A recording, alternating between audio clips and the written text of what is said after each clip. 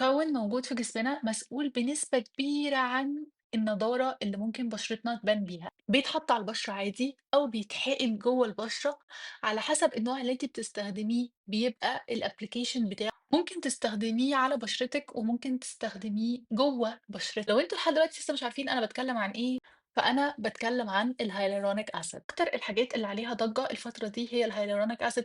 ناس بتحقنه جوه بشرتها، ناس بتحطه على بشرتها، ناس بتحقنه في سكين بوسترز. كل الناس دي بتستخدم مكون واحد بس عشان بشرتها تكون كويسة وهو الهيالورونيك اسيد.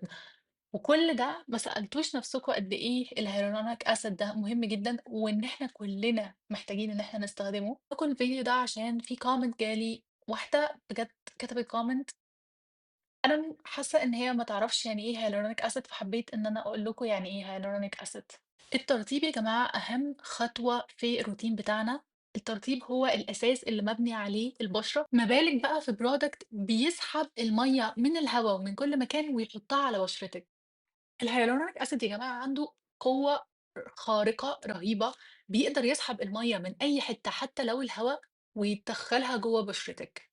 عشان كده البشرة بتكون plumpy وبتكون glowy عشان كده هو استخدم في حاجات كتيرة جدًا زي الskin boost، الfiller العادي وزي الserums وأشكال تانية كتير. كل ما بنكبر أكتر في السن كل ما الهيالورونيك أسيد بتاعنا بيقل في بشرتنا، عشان كده الناس الكبيرة في السن بتحتاج إن هي تحقنه جوه البشرة، الصغيرة في السن بتحتاج إن هي تستخدمه بشكل يومي على بشرتها. ليه هو مهم للدرجة دي؟ لأن هو بيقدر إن هو يhydrate your skin deeply، يعني بيدخل جوه البشرة من جوه ويقدر إن هو يعمل لها طيب عميق، يقدر إن هو يحسن شكل تجاعيد البشرة ويقدر يخلّي البشرة plumpy، معناها إن البشرة تكون في أحسن قوتها وزي كده بشرة الأطفال. بيحسّن مرونة البشرة، بيسرّع عملية التئام الجروح، بينفع مع كل أنواع البشرة. عمركم شفتوا واحدة رايحة تعمل filler وقالوا لها معلش أصل نوع بشرتِك ما ينفعش؟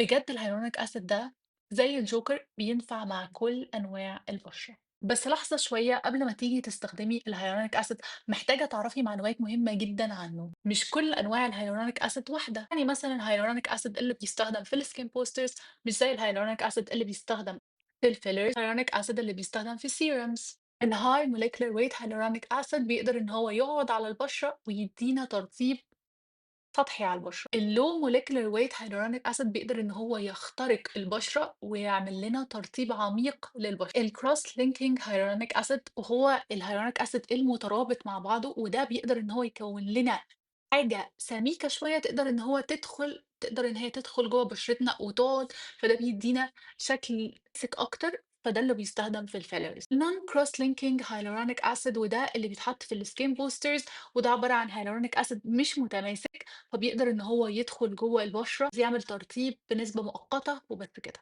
وزي ما بيقولوا كل حاجة مش بنستخدمها صح ممكن تتقلب العكس. زي ما الهيالورونيك أسيد ممكن يساعد بشرتك جدًا، ممكن كمان يضرها جدًا، فإزاي ممكن الهيالورونيك أسيد يضر بشرتك أوي كده؟ عشان نستخدم الهيالورونيك أسيد صح لازم نستخدمه على بشرة مندية شوية ونحطه على بشرتنا نسيبه شوية وبعدين نستخدم moisture على بشرتنا يعني مرطب نقفل بيه على الهيالورونيك أسيد، فبالتالي الهيالورونيك أسيد ما يحتاجش إن هو يسحب المَيّة من بشرتنا، بالعكس يحتاج إن هو يسحب المَيّة من المرطب ومن الهوا ويحطها جوه بشرتنا.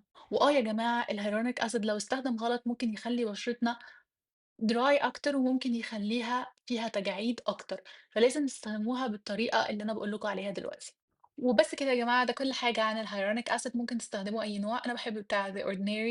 وقولوا لي يا جماعة بتحبوا تستخدموا أنهي hyaluronic acid، وكمان حابين الفيديو الجاي يكون عن إيه؟